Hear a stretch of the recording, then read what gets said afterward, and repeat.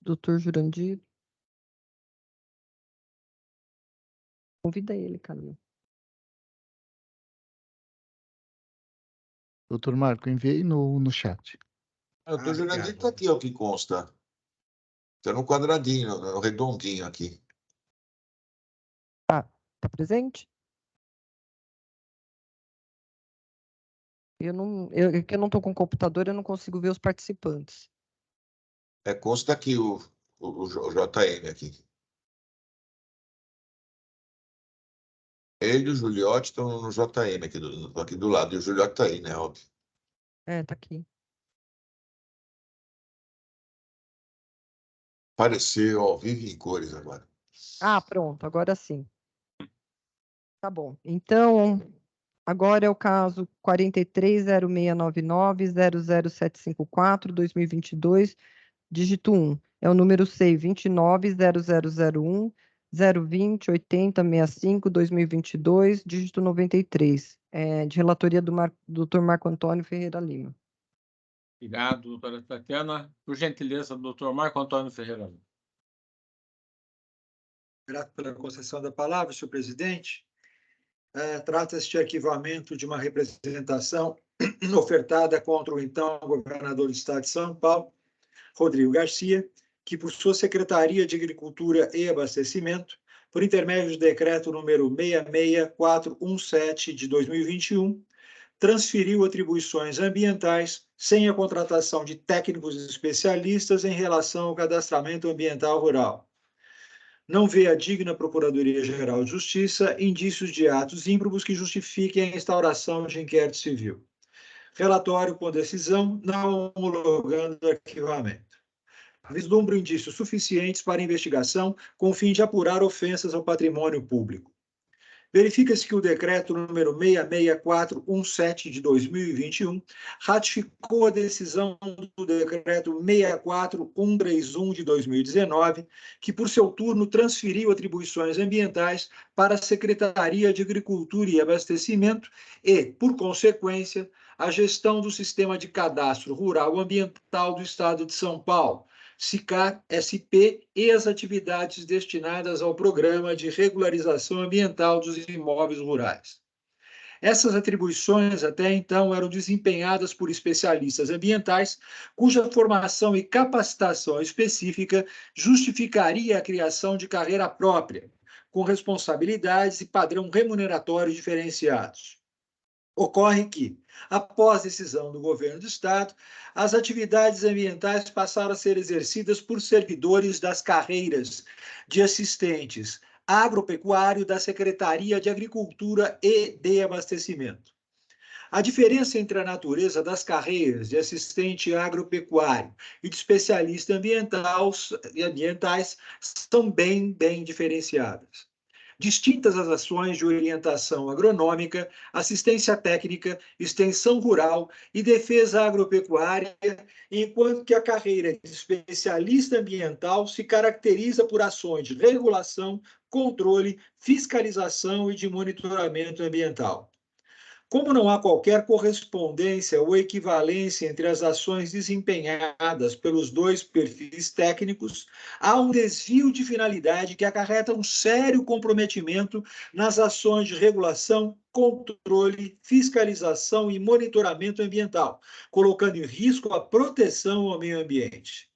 A incompatibilidade das atribuições dos campos da formação, conhecimento, atividades inerentes ao exercício do cargo de assistente agropecuário, frente à execução das atividades relativas à análise e aprovação de cadastro ambiental, projetos e regularização ambiental, PRA, requer prova de aptidão destes servidores, quanto da determinação das novas atribuições, pois esses fatores influenciam diretamente no desempenho de atividades profissionais. Desse modo, não se pode supor que o mesmo profissional, assistente agropecuário, exerça as atividades ambientais de regulação novamente, controle e fiscalização, ao mesmo tempo que exerça atividades de extensão rural e de assistência técnica para as quais se exige um nível mínimo de aproximação, de diálogo, inclusive comprometimento com o público atendido e diretamente a sociedade que almeja um desenvolvimento produtivo. Assim, há indícios de atos dolosos a justificar lesão patrimonial e um mínimo de investigação. Há, portanto, indícios de legalidade na atribuição dos integrantes das classes de assistente agropecuário de execução de atividades inerentes ao Estado do sistema do Cadastro Nacional, Cadastro Ambiental Rural do Estado. Portanto, por meu voto, não homologo o arquivamento e determino a instauração de inquérito civil. É como voto, senhor presidente. Muito obrigado, doutor Marco Antônio Ferreira Lima. Eu indago se alguns conselheiros, nobres conselheiros, pretendem fazer uso da palavra, se podemos passar à votação. Não, eu desejo. Esse caso me chamou bastante atenção e eu gostaria do Dr. Marco Antônio de ver como que ele analisou os fatos sobre isso. Na resposta da Secretaria da Agricultura e Abastecimento, eles dizem que, primeiro, que eles fizeram a capacitação dos funcionários lá existentes, houve transferência de servidores ambientais para essa nova secretaria.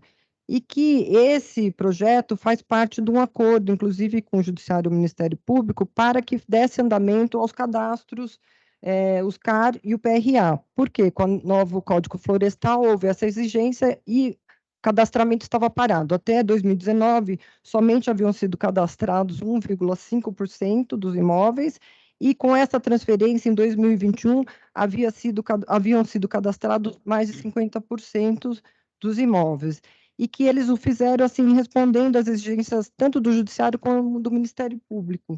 Então, eu gostaria de saber do Dr. Marco Antônio se ele chegou a analisar essas questões, se ele conversou com os colegas aqui do meio ambiente sobre isso, porque eu sei que essa é uma disputa também em nível federal e que eu vi que no nível estadual que eles fizeram essa transferência. Então, eu gostaria de saber do Dr. Marco Antônio sobre esses fatos, se ele chegou a ter melhor conhecimento sobre isso. Doutora Tatiana, prestando os esclarecimentos que Vossa Excelência está me fazendo, as perguntas que Vossa Excelência está me trazendo são demonstrações claras de que o arquivamento foi prematuro. As indagações que Vossa Excelência está fazendo para mim, acho que devem ser feitas diretamente à Promotoria de Meio Ambiente, às promotorias em questão, demonstrando que o que houve aqui foi um desvio de cargos. Cargos que deveriam ser exercidos por especialistas ambientais passaram a ser exercidos com a junção, com a unificação da secretaria, passaram a ser exercidos por pessoas que demonstram não ter o conhecimento técnico para esse exercício. Então, com todo respeito a Vossa Excelência, eu entendo que as indagações que Vossa Excelência me faz demonstram claramente que esse arquivamento foi prematuro e essas diligências devem ser realizadas por meio de instauração de inquérito civil perante as promotorias em questão. O que está se tratando aqui, na verdade, com todo e devido respeito, é o exercício de funções por pessoas que não estariam preparadas, em princípio, quando há especialistas técnicos para exercício desta função, o que estaria trazendo prejuízo, inclusive, em relação a esta fiscalização rural e a esta fiscalização ambiental que assim se torna necessária. Muito obrigado, doutor Marco Antônio. Doutora Tatiana. Pois não, eu vou pedir vista para analisar os documentos, porque eu só dei uma lida de forma rápida, mas eu acho que várias respostas já estão no procedimento. Então, eu peço vista, senhor presidente. Pois não, doutora Tatiana. Então, vamos passar ao próximo item da pauta. Qual seria, doutora Tatiana? O próximo item da pauta é também da Subprocuradoria-Geral de Justiça, e o relator é o senhor, doutor... Pois não. Pois não, então passo a presidência ao nobre conselheiro, doutor Jurandir Norberto Marçula. Por gentileza, doutor Jurandir. Presidência. O caso é o 430699000797-2022, dígito 9. O número SEI é o 29.0001-023-94-57, 2022, dígito 95. Relatoria, Dr. João Machado de Araújo Neto, Subprocuradoria-Geral de Justiça. Muito obrigado, doutora Tatiana. Vou passar a Do- leitura do... leitura Doutor, Pois não. João, Pois não. eu, Perdão, desculpa. como presidente aqui, eu concedo a palavra a Vossa Excelência, no relator, Perdão. para proferir a leitura do seu voto, por Pois não, gentileza. doutor Jandir. Perdão por atropelar Sem problema. a sequência da nossa sessão. Senhor presidente, nobres colegas, trata-se de reexame necessário referente a indeferimento de representação do então deputado estadual José Américo Ascencio Dias, em face de eventual conduta do então governador do estado de São Paulo, Rodrigo Garcia, cujo patrimônio real seria bem maior do que aquele declarado ao Tribunal Superior Eleitoral e incompatível com a renda pessoal auferida em funções de secretário de Estado e deputado estadual. Ademais, os resultados de sua atividade empresarial, exercida em segundo plano em relação à política, em vários empreendimentos, teriam se mostrado pouco transparentes. O representado ofereceu manifestação nos autos, prestando esclarecimentos e postulando o indeferimento da representação. Em sua respeitável decisão, o excelentíssimo senhor Procurador-Geral de Justiça considerou ausente justa causa para instauração de inquérito civil, indeferindo o pleito inicial. Certificou-se que não houve a interposição de recurso por parte do representante. É o breve relatório. A improbidade administrativa para exteriorizar-se na conduta do agente político, do servidor público ou daquele que exerce mandato, cargo, emprego ou função nas entidades previstas na lei número 8.429 de 1992, exige a configuração de corrupção, desonestidade ou imoralidade administrativa. Pertinente o ensinamento de Rafael de Oliveira Costa e Renato Kim Barbosa, aspas. Entendemos que o conceito de improbidade administrativa deve ser conferido em sentido amplo, abrangendo toda conduta dolosa, corrupta, praticada por agente público, em conjunto ou não, com particular ou pessoas jurídicas, que implique enriquecimento ilícito, lesão ao erário ou ofensa aos princípios que regem a administração pública. Fecha aspas. Nova Lei de Improbidade Administrativa, Almedina, 2022, página 22. A questão já foi analisada pelo Supremo Tribunal Federal, conforme se verifica na respeitável decisão. Aspas. Assim é que, realizada pesquisa no portal do STF, se constata que o inquérito 3.815, no qual o representado constou como investigado, foi arquivado, como se constata dos extratos em anexo. Fecha aspas.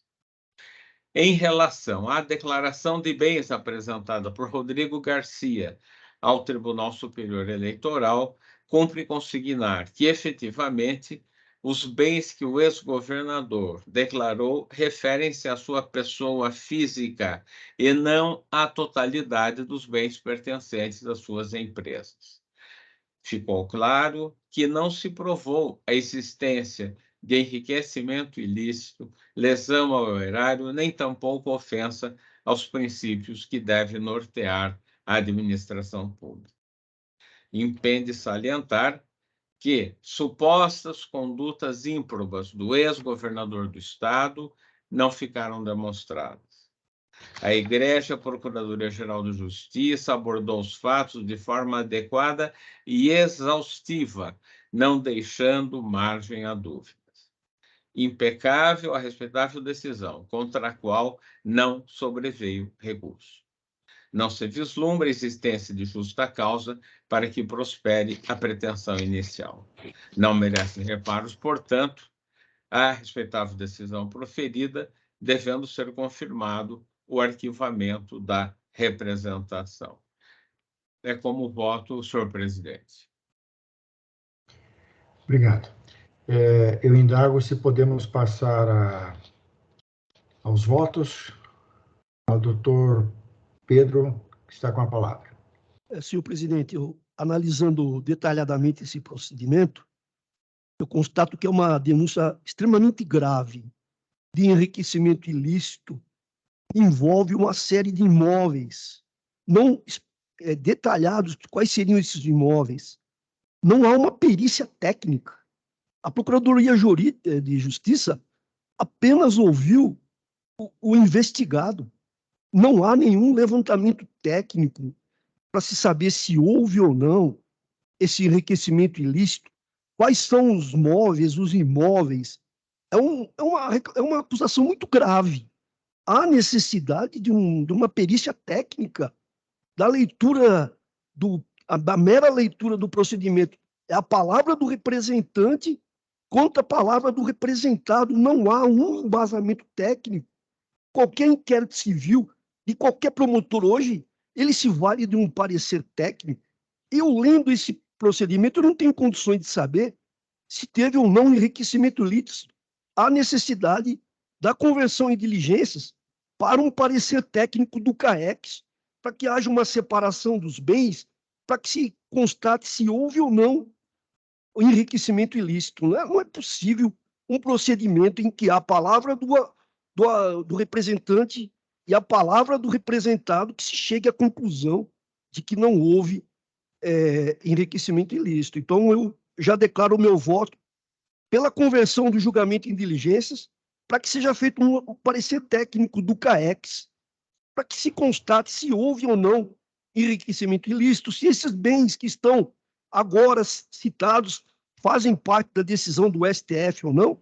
Há necessidade, então, de um parecer técnico, e esse procedimento se limitou a ouvir o investigado. Me parece que é muito pouco para uma acusação desse JAS. Então, eu adianto meu voto pela conversão do julgamento de diligências para a elaboração de um laudo do CAEX. Pois não, doutor Saad. Som, doutor Saad. Eu gostaria de saber do eminente relator, doutor João Machado. Então, é isso mesmo? É que a única diligência que foi feita foi ouvir o próprio representado? Foi a única coisa que foi feita?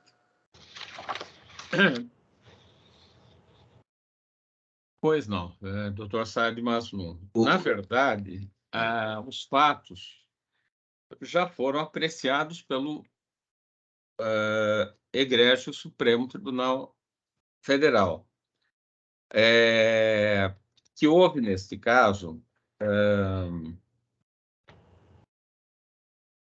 o TSE, na verdade. Explicações. Né? Não, esse acho que o Supremo Tribunal Federal. Ah, tá. Porque houve delação premiada. Aqui consta como Sérgio Cabral, mas na verdade é Sérgio Brasil, que foi também objeto de apreciação com acusações semelhantes referentes à conduta do então governador Rodrigo Garcia, e que, na verdade, o que se constata é que nos episódios que foram apontados contra ele não mais era sócio de empresas, as quais, por exemplo, houve delação premiada com a empresa JBS, e empresas das quais ele fez parte, mas na ocasião dos fatos, como o COAF identificou entre os anos de 2010 e 2016, em transações entre a empresa JBS e as empresas IAP Transporte, e IAP Consultoria, onde Rodrigo Garcia tinha sido sócio, elas se deram essas transações depois que ele se retirou da sociedade. Então, são fatos que realmente... E há um aspecto também que o próprio Conselho houve acusação de que haveria uma doação de R$200 mil que não foi comprovada, uma doação ao ex-governador Rodrigo Garcia, e que o próprio Conselho Superior do Ministério Público arquivou, e constando dos autos cópia desse voto. De modo que me parece que, na verdade... A representação é de desproporção patrimonial, não é? Como? A representação refere à desproporção patrimonial. Não é isso? Na verdade, houve o requerente, que, por sinal, nem recorreu da decisão, que era o ex-deputado José Américo Ascencio Dias, ele argumentou que o patrimônio real... Então, aqui é a questão que me parece importante, que o patrimônio real do representado, Rodrigo Garcia, seria bem maior do que ele declarou ao Tribunal Superior Eleitoral. Ocorre que deve ser considerado o patrimônio pessoal e não o patrimônio das empresas do ex-governador. Então, me parece que isso ficou claro, pelo menos pela minha visão, pela minha leitura, que são fatos, a meu ver, inconclusos. Entendi. E, como eu já salientei, há várias transações nas quais se questionou a conduta do ex-governador Rodrigo Garcia, ele não mais pertencia às empresas que foram acusadas, inclusive mencionadas em delações premiadas. Doutor Ponte, com a palavra. Obrigado, senhor presidente. Doutor João, queria pedir alguns esclarecimentos a Vossa Excelência em relação a esse feito. Essa denúncia de Caixa 2, não é, que caracteriza crime eleitoral, ela foi arquivada pelo Conselho Superior do Ministério Público de São Paulo? Olha, Pois não, doutor Antônio Carlos. Foi, na verdade, uma representação contra Rodrigo Garcia, contra ele e contra o Odebrecht. Doação não declarada em campanha eleitoral. E consta, então, do voto. Termo de ajustamento de conduta, ratificação e retificação para ajuste de cláusulas determinadas por este Conselho Superior, em decisão colegiada de 14 de maio de 2019, indenização por danos morais coletivos, também em caráter compensatório, de parcela única e atualizada de R$200 mil. Ulterior pedido de recuperação judicial da empresa pactuante não impede a homologação do acordo TAC re-ratificado, celebrado em consonância com a súmula 58 deste colegiado.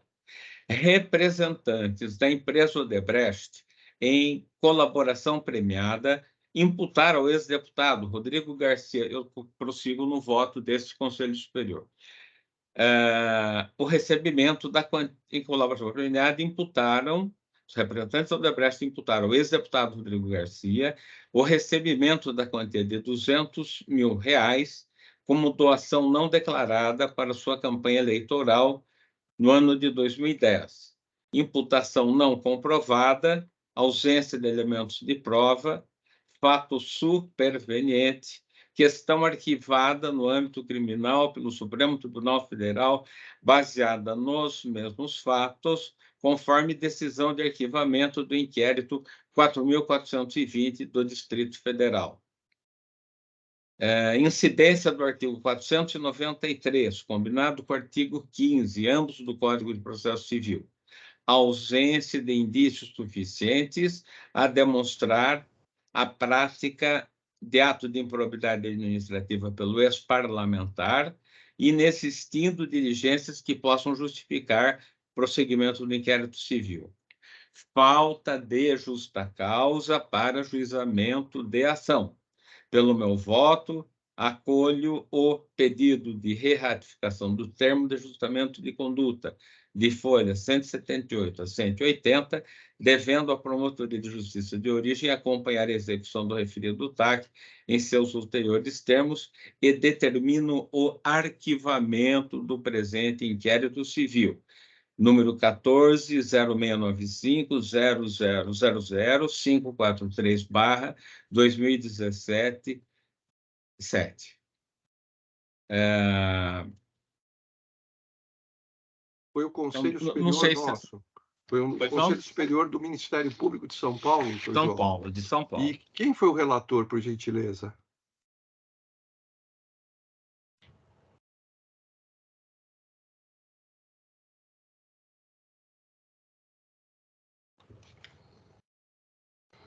Não estou com o nome dele, mas é um facsímile do voto. Em todo caso, Não, diligências perfeito. poderão levar a esse esclarecimento. Se é importante, doutor Antônio Carlos. Não, doutor João, eu estou fazendo esse questionamento a Vossa Excelência. Eu percebi que o senhor fez o voto de uma forma muito cuidadosa, não é, atentando aí para a prova até então produzida, mas me parece que tem um problema muito sério aqui, não é? Como é que o Conselho Superior do Ministério Público de São Paulo arquiva um inquérito civil que trata de Caixa 2, que é crime eleitoral? Nós não temos, na verdade, atribuição para esse tipo de enfrentamento. Não há atribuição para isso. E nós estamos falando de um feito que é um feito que me parece bastante complexo na medida em que houve delação e a indicação de uma série de empresas, não é? Das quais o ex-governador participava e depois ele deixou de fazer parte, possivelmente em função da assunção de um cargo eleitoral, que deve ter levado também à prestação de contas daquilo que foi gasto em campanha e a necessidade de demonstração do lastro do patrimônio, não é? Então, é por essa razão que eu fiz a indagação a Vossa Excelência, porque me parece realmente que os fatos são muito graves, são extremamente graves, e até para que haja preservação aqui em relação à postura de cada um de nós, como representantes do Ministério Público, em que pese o posicionamento que foi indicado inicialmente por Vossa Excelência, me parece que a linha ela coloca como imperioso realmente a conversão do julgamento em diligência, tal como foi apontado aqui pelo conselheiro Giuliotti, não é? Então, essa é a razão do meu pedido de esclarecimento, doutor João. Muito obrigado. Eu retorno a palavra ao senhor presidente. Bom, me parece então que nós já iniciamos a votação, porque o pedido de conversão do julgamento em diligência implica na rejeição do arquivamento feita pelo senhor Procurador-Geral de Justiça, né? Porque houve o pedido de diligência num inquérito civil, né? Abertura de inquérito civil para apurar em diligências, né? Pelo CAEX, né? Então, eu acho que nós já estamos enfrentando o mérito aí, né? Senhor presidente. Doutor, me perdoe, eu vou pedir licença ao doutor Giuliotti, se ele me permite, é uma rápida observação. Na verdade, eu fiz esse pedido de esclarecimentos por parte do doutor João, em virtude dos fatos que foram trazidos até nós, porque, em face do que foi colocado e dos esclarecimentos prestados, talvez até mesmo o eminente relator ele veja a necessidade de solicitar algum tipo de providência ou não. Por isso que eu não tive a intenção aqui de iniciar a votação de forma extemporânea, muito pelo contrário, só manifestei uma preocupação minha em relação aos fatos. Pois não. Doutor Montaldi, por favor. Senhor presidente, só pelo encaminhamento, pelas colocações feitas pelo Dr. Gigliotti, pelo professor Dr. Ponte, eu sugiro que alguém peça vista, né? Eu acho que seria importante, porque realmente nós estamos aqui no debate e não sei se o contexto do procedimento é esse, né? Então, uma sugestão... Eu também entendo que seria mais oportuno, mais correto realmente um pedido de vista para verificar se realmente há necessidade dessas diligências, porque me parece que tem muitos elementos nos autos. Com relação à questão do Caixa 2, me parece que o que foi apreciado pela composição anterior deste conselho, né, não foi a questão do Caixa 2, foram aspectos relacionados à improbidade administrativa, e isso foi afastado, né? Então, me parece que seria o caso de quem não está de acordo, está solicitando mais diligência, apreciar melhor para ver se é mesmo o caso. Agora, se estiverem convictos disso, me parece que isso daí já está tangendo o mérito. A gente teria que iniciar a votação. Pois não, doutor Pedro? Senhor presidente, eu não tenho dúvida nenhuma que é caso de conversão de diligência. Só há uma diligência nos autos oitiva no investigado, nada mais. Se eu constatar a manifestação do Procurador-Geral de Justiça, 90% fala manifestação, segundo manifestação do interessado, segundo manifestação do interessado, segundo manifestação do interessado. Não há nada mais nos autos. O Procurador-Geral ouviu o interessado e arquivou. Não há necessidade de pedido de vistas. É caso claro de conversão em diligência para o parecer técnico, para que seja esclarecido isso.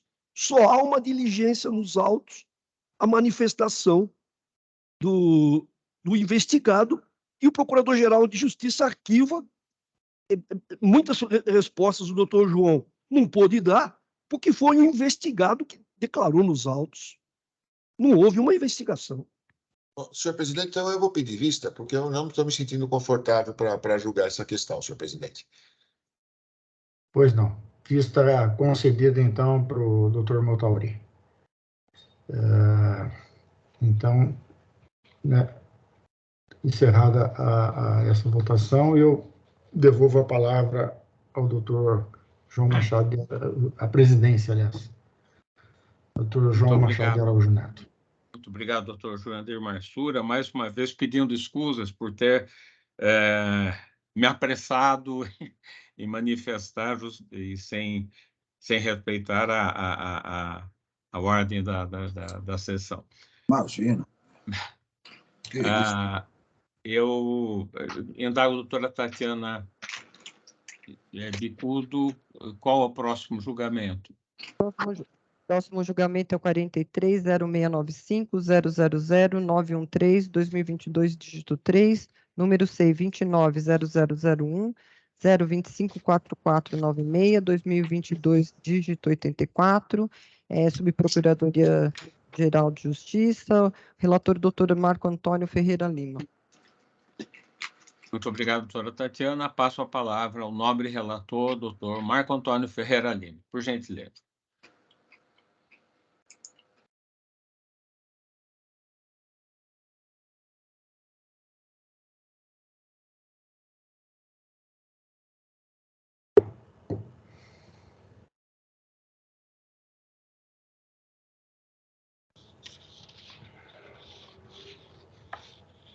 Estou localizando aqui, senhor presidente. Pois não. Queria reenviar aqui para mim? Eu não estou localizando, não estou conseguindo achar aqui no chat. Se me permitissem uma sugestão, eu tenho também um caso de atribuição originária do Procurador-Geral, que, portanto, justifica a presença do corregedor aqui, cujo voto já está à minha disposição. Se quiserem fazer uma inversão, eu posso proceder à leitura do meu voto enquanto o conselheiro Marco Antônio localiza o voto dele. Fica apenas a minha sugestão. Obrigado. É que o Fica minha senhor, doutor gratidão, Bonini, doutor Bonini. como vai falar sobre a atuação dos promotores de Jundiaí, talvez o doutor Motori também não se sinta confortável para votar. E o do doutor Marco Antônio não tem atuação de nenhum promotor, mas se vocês quiserem ver, não tem problema. Não, perfeito. Como preferirem. Não vejo problema. Mas qualquer coisa pode atuar a doutora Liliane, tá? Ela é substituta por causa disso, não é, Tomotori? Ou eu estou enganado? Não, mas Toshag, quando envolve a atuação de promotor, a gente não participa. Mas aí a vice-doutora já não atuaria? Não, aí é uma postura para evitar qualquer tipo de desdobramento. Se eles me parceiro da parte da doutora Liliana, a gente, né, como já vinha pelos antecessores, a gente não participa. Tá? Foi o caso anterior do qual eu disse que queria me abster, né, que a votação não prosseguiu, justamente porque ali tem em conta a atuação irregular, eventual, obviamente, em tese, né, de um promotor, e isso pode se dobrar aqui, e aí eu não tenho por hábito me dar por impedido, né, senão, então, por essa questão apenas, quando envolve algum aspecto relacionado à atuação funcional de um membro do MP que não seja revisão estritamente de questões de âmbito de Procuradoria-Geral, eu vou me abster.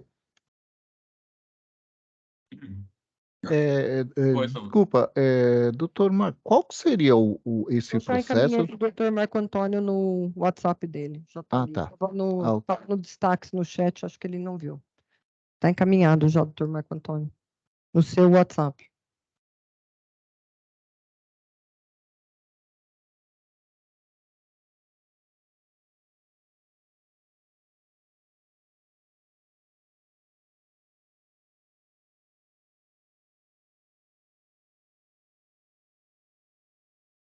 Doutora Tatiana, agradeço a gentileza.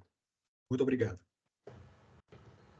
Senhor presidente, senhores conselheiros, trata-se de representação narrando prováveis irregularidades em decorrência do cancelamento do desconto pago pelos servidores públicos aposentados, gerando desequilíbrio fiscal e atuarial. Na resistência de projeto de lei de autoria do Legislativo, acompanhado de justificativa, apontando o impacto social da medida, observando sua baixa repercussão fiscal e atuarial. Há um segundo fato, considerado ímprobo em razão da realização de parceria com entidades privadas para ocupar área pública, que seria a cessão do espaço para instalação de circo no Parque da Juventude, aspas, dentro do programa de difusão do circo de lona, aspas. Relatório simples, com razão e deferimento.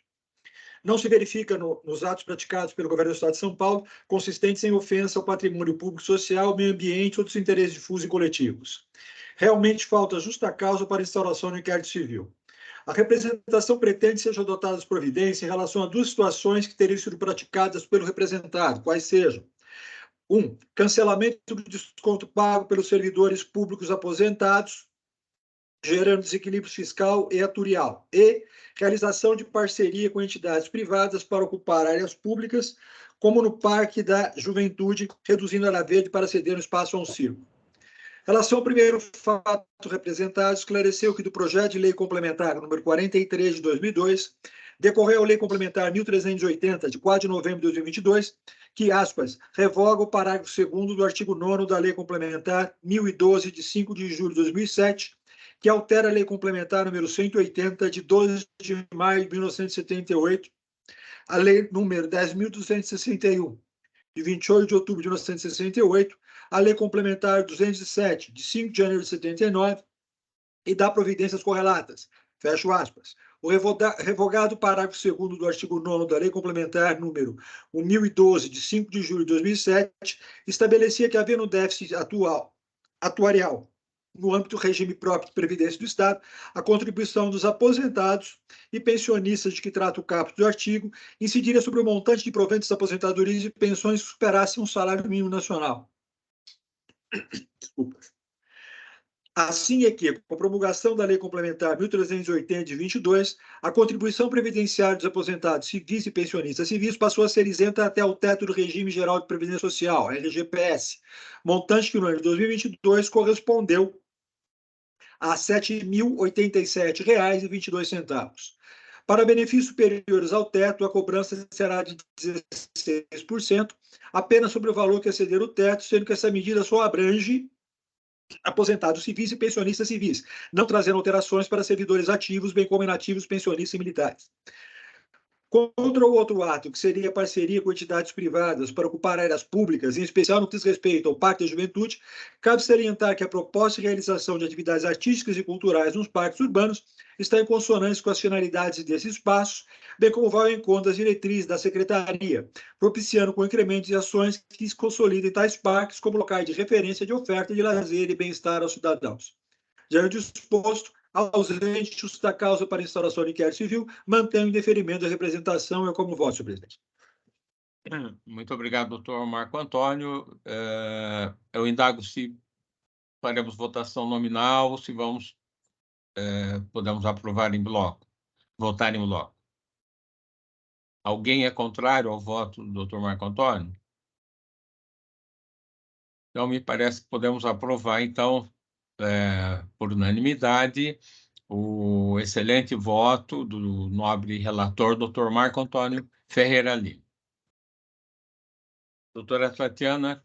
Então, agora seria o caso do doutor Bonilha, que é o 430739, 16952, 2022, número SEI 290001, 011 9202, 2022, /02.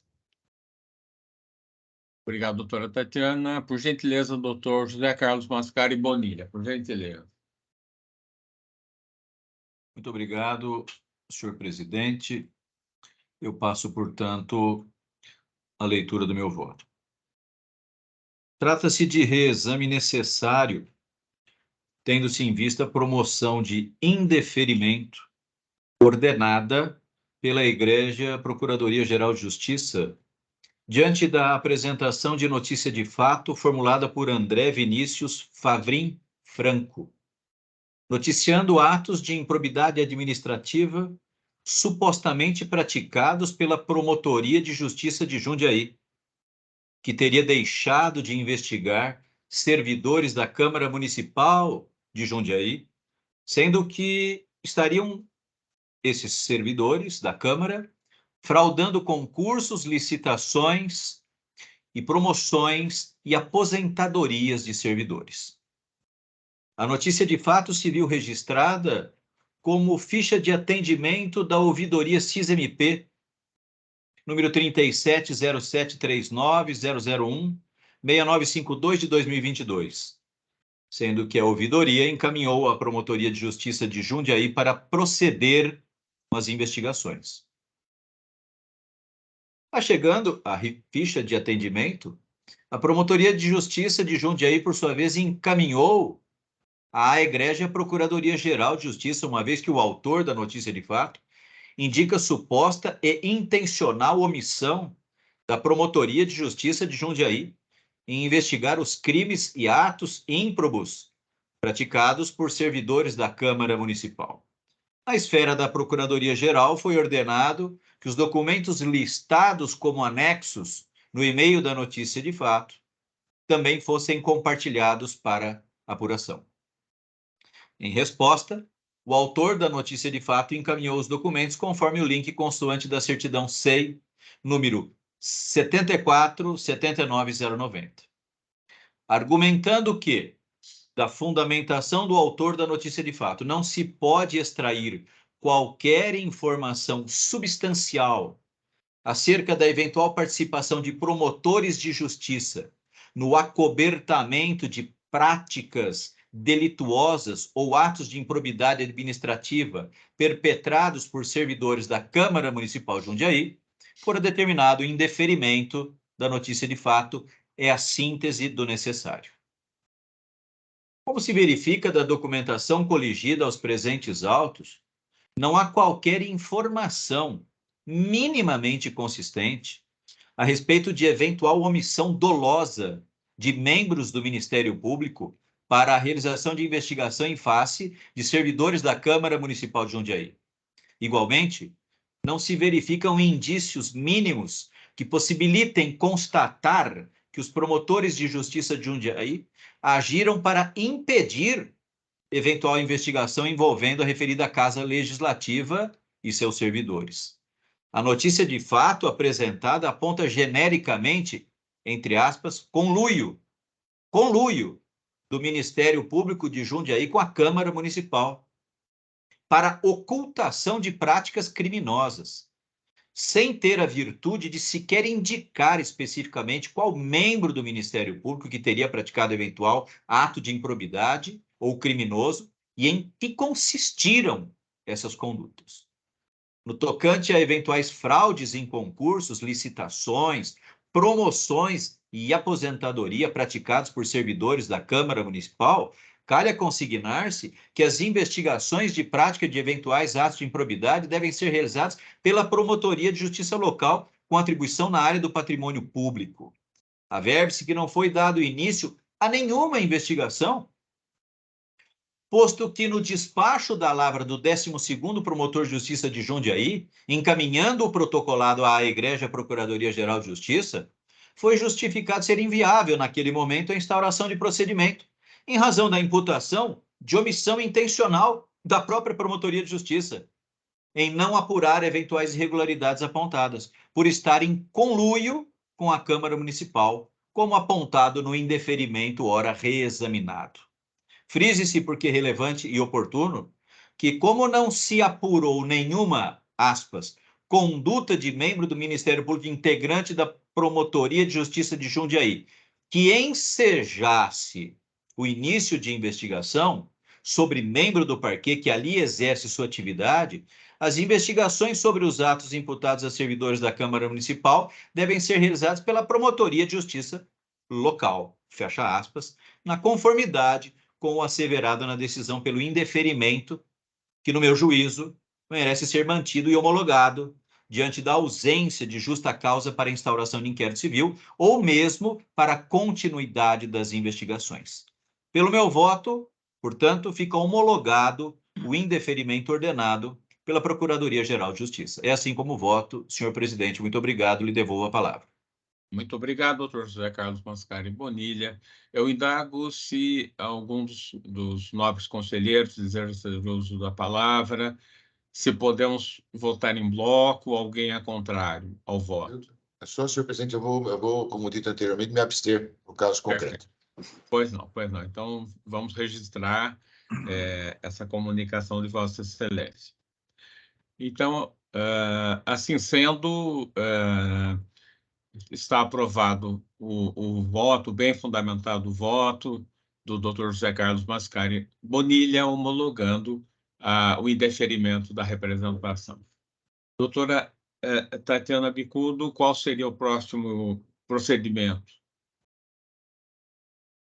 Agora terminaram os do Procurador-Geral e o próximo procedimento é o pedido de vista que eu fiz em relação a um caso que o doutor Bonilha havia já relatado da Promotoria de Justiça de Campinas. Pois não. Senhor presidente, senhor secretário, então eu encerro por aqui minha participação. Pois não, doutor Montori. Obrigado pela presença. Então, até a próxima. Obrigado. Agradeço a companhia de todos. Tenham um excelente final de semana. E não vou me alongar aqui, não, porque tem trabalho pela frente, já é tarde, né? Uma excelente semana a todos. Um forte abraço. Obrigado. Bom final de semana. Obrigado, doutor Montori. Obrigado. Fica com Deus. Doutora Tatiana, a senhora vai, então, proceder à leitura do voto. É o número MP 430713-01021, 2023, dígito 4. O número SEI é o 29.0001.0029884, 2023, dígito 68, da Promotoria de Justiça de Campinas. O relator foi o doutor Antônio Mascari Bonilha, José Carlos Mascari Bonilha, e eu havia pedido vista desse voto. Então, passo a leitura do meu voto. Os interessados são a Promotoria de Justiça do Meio Ambiente de Campinas e a Promotoria de Justiça de Habitação e Urbanismo de Campinas.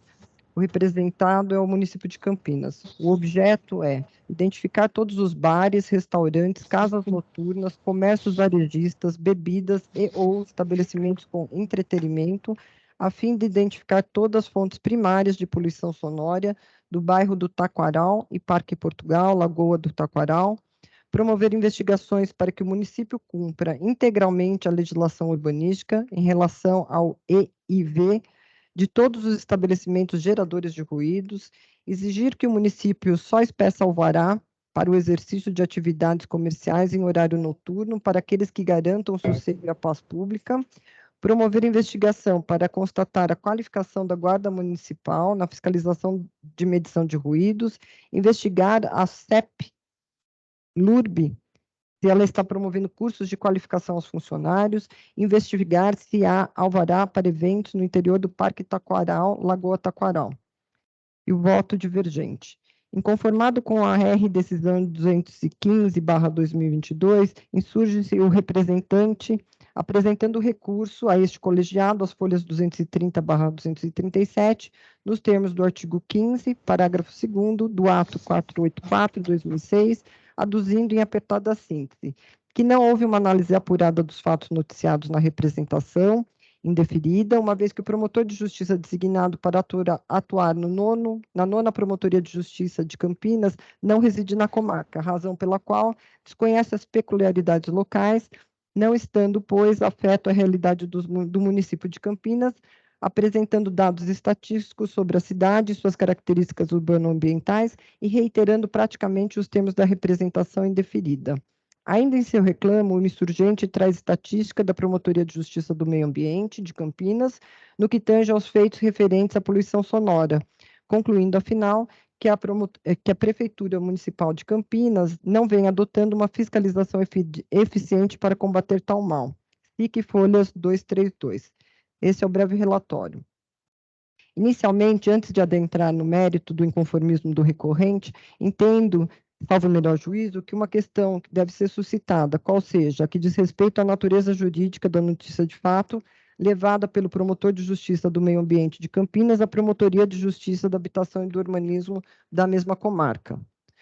Com efeito, de acordo com o dispositivo no artigo 11, inciso 2 do ato 484/2006, em consonância com o artigo 6º da Lei 7.347 de 85, o inquérito civil poderá ser instaurado mediante representação ou poderá o membro do parquê até mesmo determinar providências preparatórias à instauração do inquérito civil de ofício. Ou seja, em se tomando conhecimento de fatos possíveis que provoquem lesão ou que já lesionaram interesses difusos e coletivos ou individuais homogêneos, deverá o membro do Ministério Público determinar a realização de diligências para apuração dos fatos e os seus responsáveis adotando as medidas administrativas e ou judiciais necessárias e suficientes.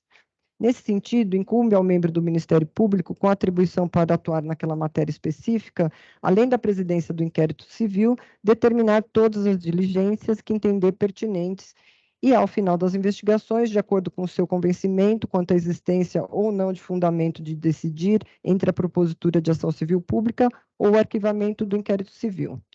No caso, porém, que se verifica que o nobre promotor de justiça do meio ambiente de Campinas, utilizando de papel timbrado do Ministério Público, representou, entre aspas, para o promotor de justiça designado no nono Promotoria de Justiça de Campinas, para que ele adotasse as providências em matéria atinente à Promotoria de Justiça do Meio Ambiente, tendo o promotor de justiça do meio ambiente, entre aspas, também nomeado quais as providências deveriam ser adotadas, invadindo nesse jaez a esfera de discricionariedade de outro membro do Ministério Público e ainda a própria independência funcional dele. Data vênia de representação não se trata. Além de se utilizar de meio inidôneo, ou seja, de representação, temos que o promotor de justiça do meio ambiente poderia simplesmente ter oficiado ao promotor de justiça com designação na nona Promotoria de Justiça de Campinas, encaminhando notícia de fato.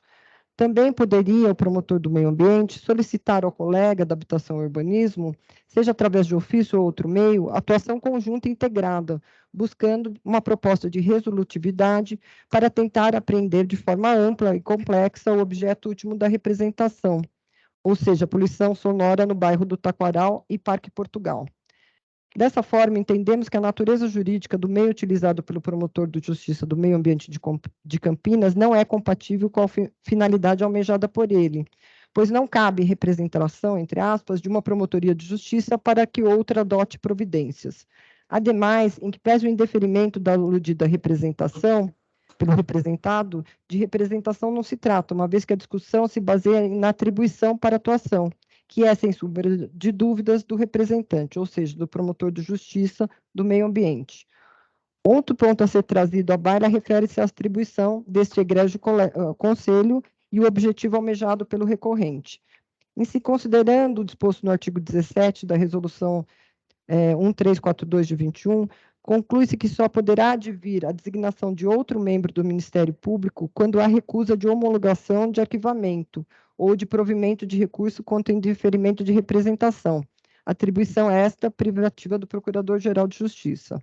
Some-se a isso que, havendo conflito de atribuições, positivo ou negativo, tal conflito deve ser dirimido pelo Procurador-Geral de Justiça, a quem caberá a designação de qual membro irá atuar. Pois bem, conforme bem exposto pelo recorrido, não há nenhuma dúvida de que a atribuição para atuar no caso de poluição sonora é da Promotoria de Justiça de Meio Ambiente de Campinas. Registre-se que, conforme o Manual de Atuação Funcional dos Promotores de Justiça do Estado de São Paulo, artigo 500, ao receber notícia de existência de poluição sonora, que tenha por origem estabelecimentos comerciais ou de lazer que afetem interesses difusos, em virtude de indeterminação de titulares e de indivisibilidade do bem jurídico protegido, estará em inquérito civil ou procedimento preparatório de inquérito civil e para instruí-lo oficiar dentro outros órgãos que entender pertinente o setor competente da Prefeitura Municipal para realizar vistoria e medição do nível de ruído com oferecimento de relatório técnico que deverá indicar os valores apurados e permitidos no local, em decibéis, bem como para que adote providências decorrentes do poder de polícia administrativo.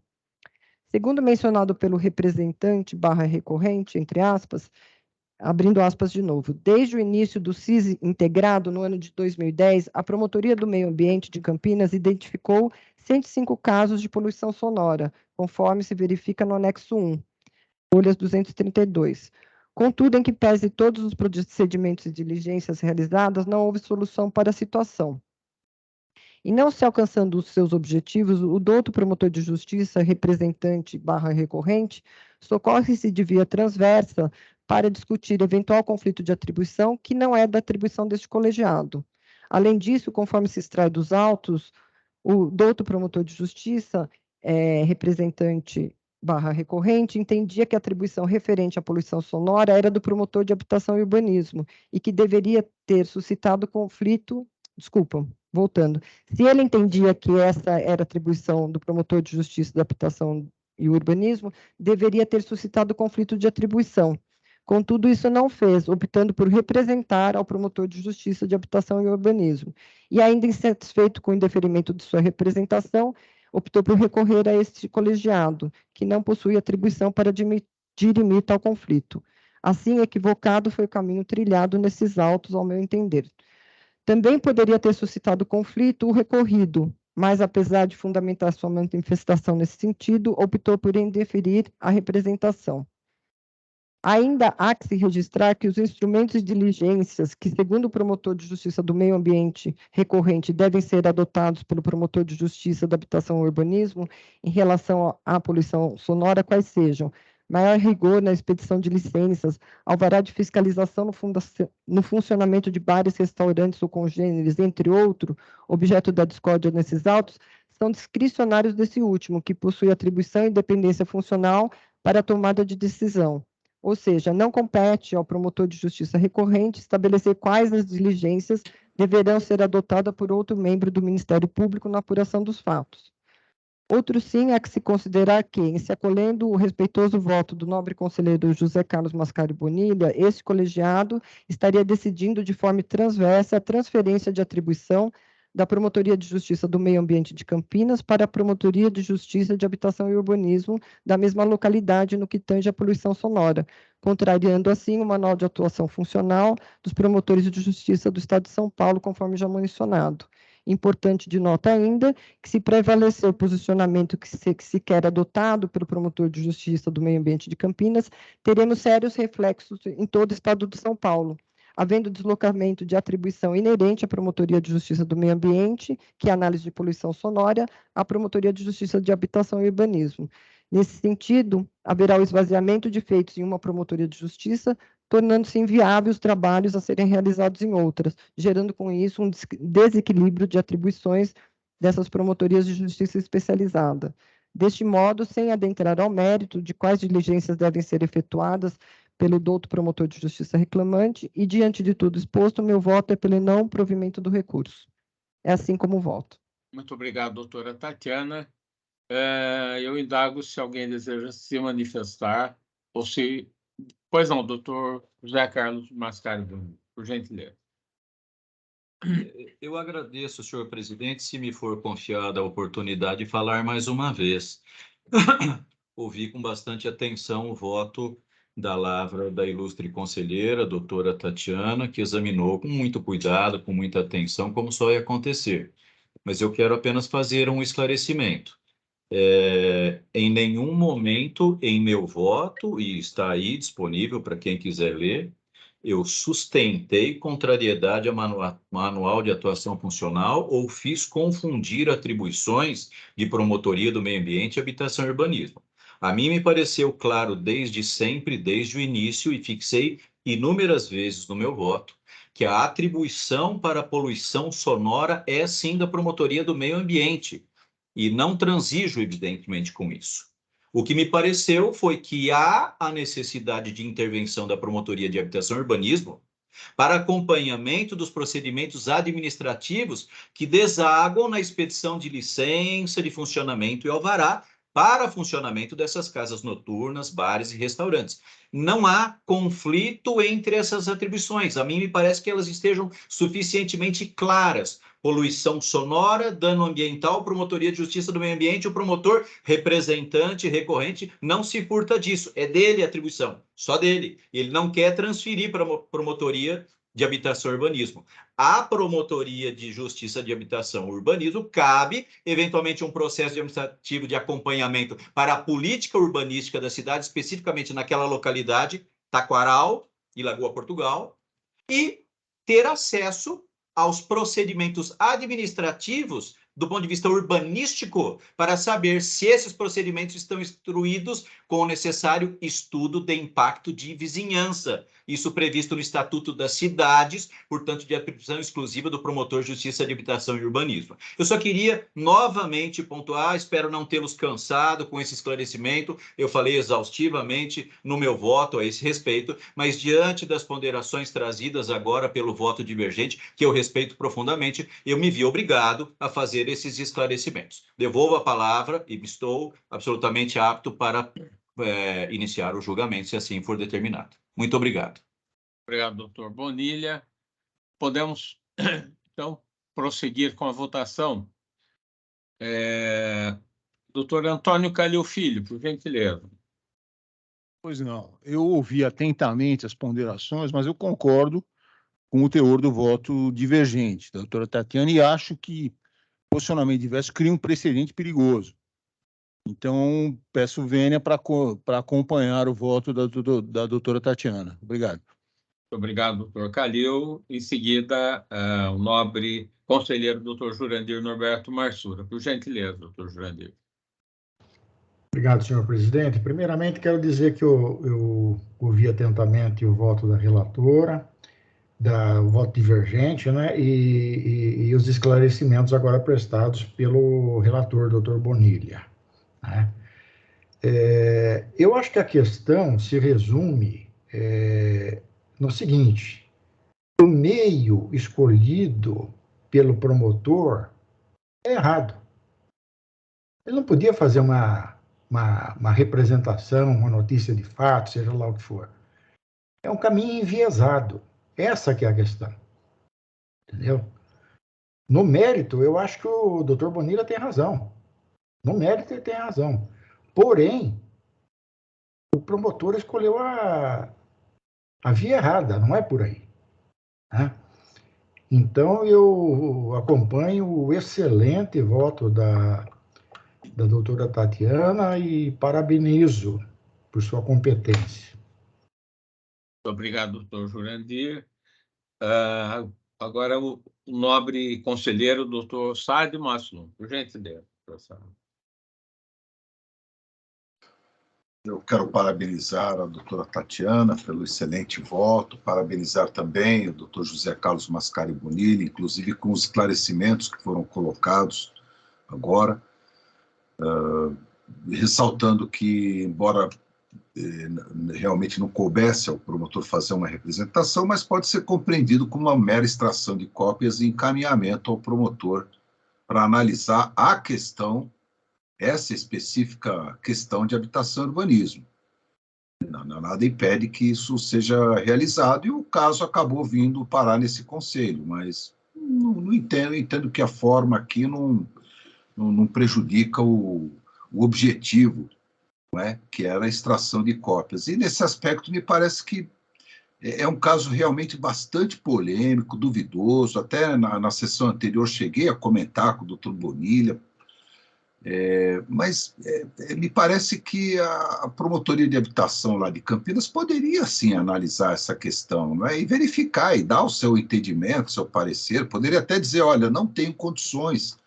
Agora, simplesmente não dizer que não é sua atribuição, não, é atribuição, sim, é atribuição. Agora, se tem condições de analisar, se é genérico, se não é, isso cabe a ela, a promotoria, dizer. Então, parabenizo, doutora Tatiana, realmente um substancioso voto, muito bom mesmo, mas nesse caso eu acho que eu vou ficar com o voto do doutor Bonilha. Muito obrigado.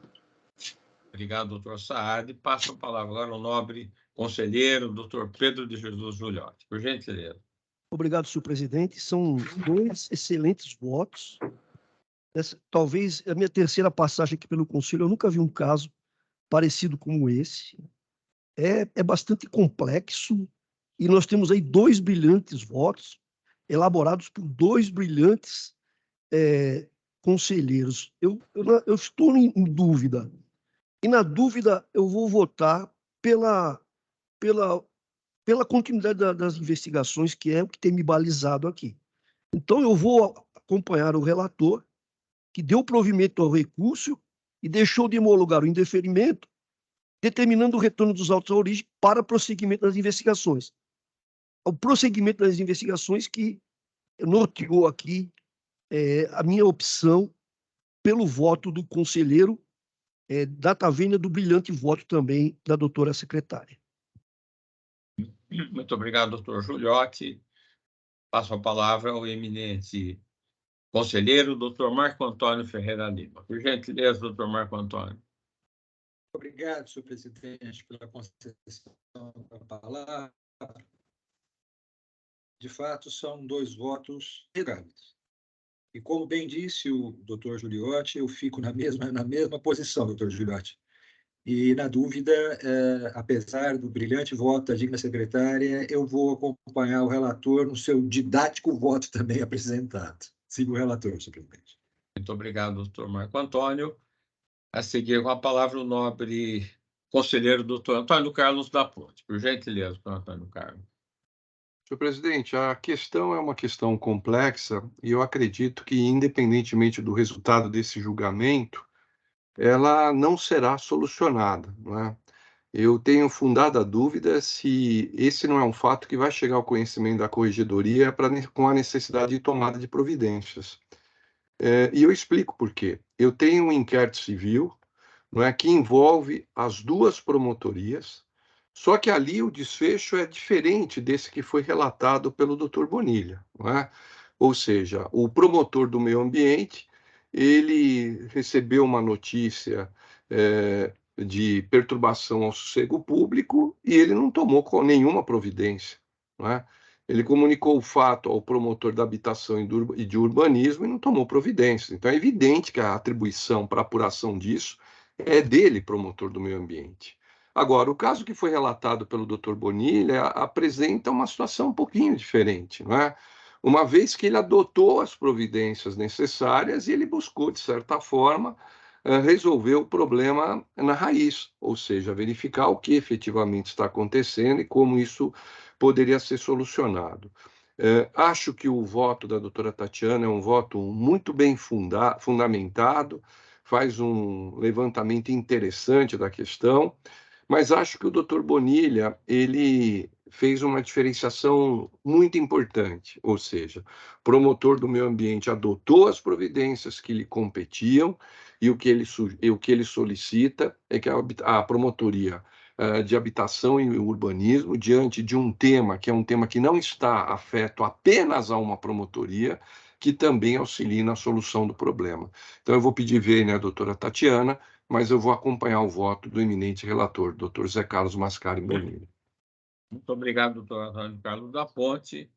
Eu acompanho o excelente e muito bem fundamentado voto divergente da conselheira doutora Tatiana Vigiane Bicudo, mas registrando e concordando com a consideração de que se tratam de dois brilhantes votos, excelentes votos, de dois excelentes conselheiros, doutor Bonilha, doutora Tatiana, mas, particularmente nesta questão, eu entendo que o voto dela é mais consistente e convincente. Doutora Tatiana, qual o resultado final desta votação? Pois não, venceu o posicionamento do Dr. Bonilha por 5-4. Pois não. Então, por maioria, foi aprovado o voto do eminente relator, doutor José Carlos Mascari Bonilha. Doutora Tatiana, temos mais algum julgamento? Sim, há mais um. Na verdade, eu até havia falado com o Dr. Marco Antônio, porque além dos casos de pleno, eu gostaria de pedir vista desse caso, que é do patrimônio público. Agora, eu não sei se o Dr. Marco Antônio quer dar o voto dele hoje ou quer esperar para eu apresentar o meu voto na outra sessão. Não sei. Como o senhor quer fazer, Dr. Marco Antônio? Por favor, doutor Marco Antônio. O senhor está sem som. Acho que podemos esperar, doutora Tatiana. Para mim é indiferente. Tá bom. Então, eu só para constar, é o procedimento 43.0695.000.913/2022, dígito 3, número SEI é o 29.0001.025.4496/2022, dígito 84. É Promotoria de Justiça. Desculpa, eu li o voto errado. É o 43.0695.000.931/2022, dígito 1, e o número SEI é o 29.0001.025.8352/2022, dígito 53, da Promotoria de Justiça do Patrimônio Social, Público e Social, o relator doutor Marco Antônio Ferreira Lima. Então, é esse caso eu estou pedindo vista. Pois não, doutora Tatiana. Então, esse seria o último, então? É o último. É o último. Eu anuncio que a doutora Tatiana anuncio que todos os votos dos relatores foram aprovados pelo Pleno e pelas turmas, e quero registrar que todos os julgamentos se encontram disponíveis no sistema do Conselho. A doutora Tatiana quer acrescentar alguma coisa? Sobre a distribuição, Pois não. até o dia 4/4/23, houve 432 protocolados publicados, e até o dia 11/4/2023, 236 protocolados publicados. As distribuições, 747 protocolados distribuídos até o dia 14/4/2023. Obrigado, doutora Tati. Próxima reunião será na próxima terça-feira, dia 25. Pois não, muito obrigado. Agradeço a presença de todos, desejando um ótimo final de semana e até a próxima reunião, se Deus quiser. Boa semana a todos. Um abraço. Boa noite, boa noite. Boa noite. Boa noite. Abraço, boa noite a todos. Hasta la vista. Hasta la vista.